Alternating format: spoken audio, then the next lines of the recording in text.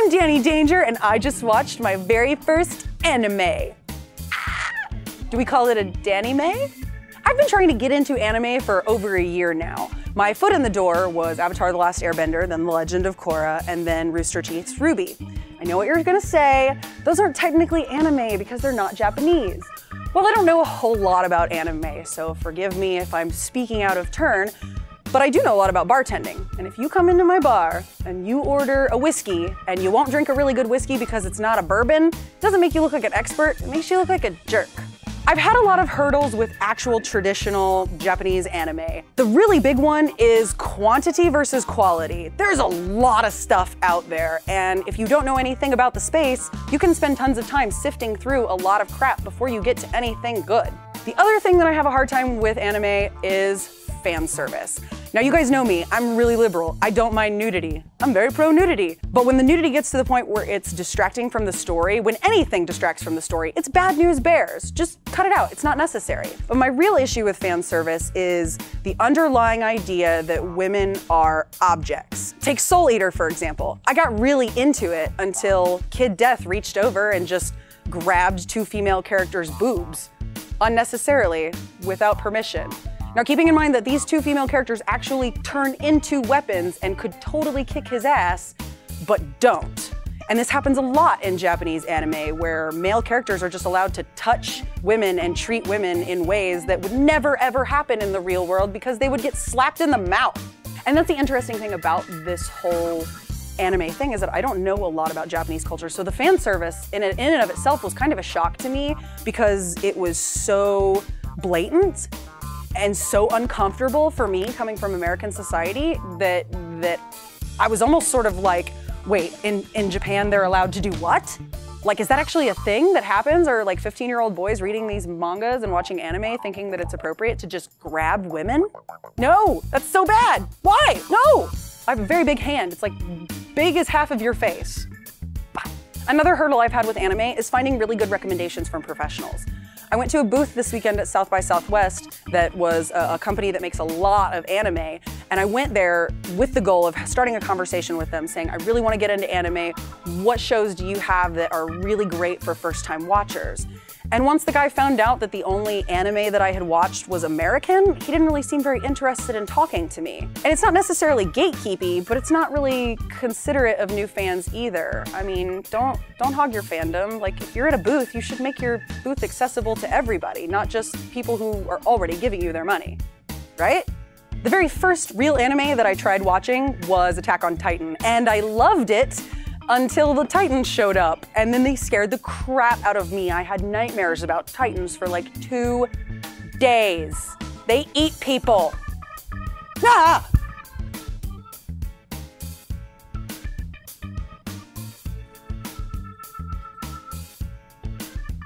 I watched a little bit of Full Metal Alchemist and I really liked it. I just got kind of annoyed with the music, honestly, and I know that's a superficial reason, so I'm gonna go back and revisit that once I'm a little bit more schooled in the ways of anime. Same with Sword Art Online. I liked it, there's a lot of things I did like about it, but when I got about 10 episodes in, I realized that not a single female character on the show has any personality or value or anything really to contribute to the story, and that kind of aggravated me. I happen to be very lucky. I have a lot of really great geeky friends, so I reached out to everybody and said, what do you guys think I should watch? Without further ado, I present to you the first anime I have ever watched fully, because it's still currently running, Yona of the Dawn. It's the prettiest. Yona has inspired in me the kind of fan reaction or fandom love that I have for so many other things, including Avatar: The Last Airbender, so I think I've found the right one. Yona is the story of a 16-year-old princess raised in a palace. She's very privileged, she's very naive. Her father is a very passive king, so a lot of tribes and communities have come in and taken over parts of his kingdom, but he abhors violence, so he allows this to happen. Yona's life changes completely when her father is murdered because someone else wants her throne. She is forced out of her kingdom with her guard, Hawk, and they have to run for their lives and make their way out in the world. Hawk takes her to his old community and tries to leave her there so she can live a life of peace and safety, and she decides not to. She decides to go out into the world with him. I really like traditional heroes' tales. You get this vulnerable character that is unpolished, they have a lot of weaknesses, and you grow with them as they go through experiences and become stronger. Those are some of my favorite kinds of stories, and this is a perfect example. Over the course of the story, you see Yona recruit the 4 dragons, who are human beings with dragon blood, to protect her. And it's a really great story because you get to see how they all interact and how they all work together. All of the characters are completely lovable, except for the one I haven't met yet, but I'm assuming that that character is lovable as well. Whatever. The story has a lot of depth. One of the aspects of the story is her relationship with the guy who actually takes over her father's throne. It's very complicated, and I love it. It's a huge motivating plot point for the story. It makes it very interesting. So when I talked about some of my issues with anime, one of the things I like the most about Yona of the Dawn is that it takes those gender stereotypes that usually exist in anime and really turns them on their head in a lot of situations. The best example is when Yona tells Hawk that she is not going to sit around and live a life of peace, that she's going to go out and try and make her way in the world. She does so by telling Hawk that because he is her bodyguard, he belongs to her. So it takes that concept of ownership and gender ownership, because there is a romantic relationship between the two of them. I like to think. It takes that and really turns it on its head and uses it as an opportunity to empower the female character and not downgrade the male character. It's really well done. The group also travels with a young man named Yun, who is a handsome young man, and there's a situation where, you know, they can only send girls in, so Yona is about to go in by herself to a very dangerous situation, and Yun steps up and is like, I'll dress as a girl, I'm a handsome man, of course I'm gonna make a beautiful woman, and just shows absolutely no shame about the fact that he looks good as a girl. And the way that was handled was wonderful. Ultimately, I knew this was the anime for me when they poked fun at fan service. There's a moment when Hawk has to prove that he's injured, so he opens his shirt and there's a little tearaway that's like, little fan service for ya. And it was fan service for me because I have crushes on cartoon characters. But it was really funny anyway. Also, he was wearing a bandage over all of his stuff, so it's not really fan service. So keeping in mind that this is my very first anime, there were some things I had to get used to. The first one being translation hiccups.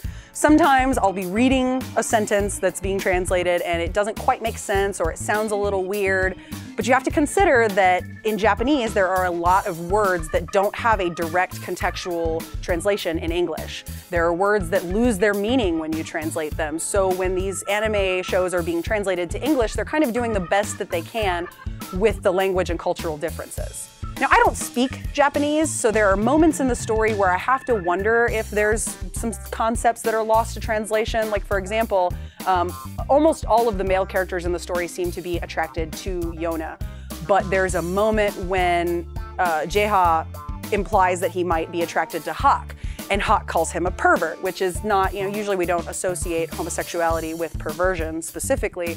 And I wonder if there's some translation issues there, if that's just reflective of Japanese culture, or if it's just another gender trope or sexuality trope that they're going to play with and flip on its head later in the story, which is totally feasible because they haven't disappointed me so far. If I'm being honest with myself, I have always leaned towards loving Japanese art. I mean, the big eyes, the expressions. Even when I was a kid and my friends watched Sailor Moon, I didn't really get into it, but I loved the artistic style. Years later, as an adult, I am discovering that I really still like that quality of animation. It's exciting, it's fun. And the fight scenes. The fight scenes are incredible, especially Hawk's. This series is currently running, so you can go over to Crunchyroll and you can watch the newest episode, and it comes out tomorrow for me. I'm so excited, I can't wait. Ah! This is the part where you would insert excited chibi face. Now that I'm all updated on Yona, I have several other things that I would really like to watch. I'm definitely going to check out Cowboy Bebop because I've had so many good recommendations for that one. I also want to check out Gengasune, Cardcaptor Sakura, let's see, Witchcraft Works, and ooh, Kill la Kill. Somebody recommended Kill la Kill to me because I said I really hate fan service, and they were like, hey, you want to see a series that completely makes fun of fan service for like the first 2 volumes? Kill la Kill is your jam. Okay.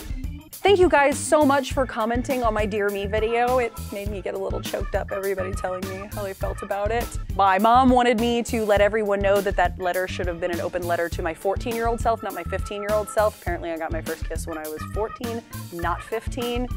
Oops. Otako Musha was a little concerned that my first kiss might have been a Dalek. It's not a Dalek, I promise. He's a very nice young man who lives in Nebraska and plays guitar. It's very sweet and not a Dalek. However, leave it up to me to actually date a Dalek. That is a thing that would happen to me. But then I would get to be a Doctor Who companion maybe, and that would be rad. I would be a really great companion until something ultimately tragic and sad happened to me. So now's the really important part for you anime fans. Tell me down below what I should watch. Leave it below in the comments. If you've never seen us before, if you don't know me, be sure to like this video, share, and subscribe. I want to talk more about anime, but I talk about comic books all the time. A very special thanks goes out to Austin Books and Comics, and they have really helped me get through this. The person who actually recommended Yona is an employee here, and I cannot thank her enough for that. We have a wonderful manga section for those of you who like to read and watch the anime. Check it out. I've gotten some great stuff here to get me started. I just felt the inspiration to do the cabbage patch. I'm done.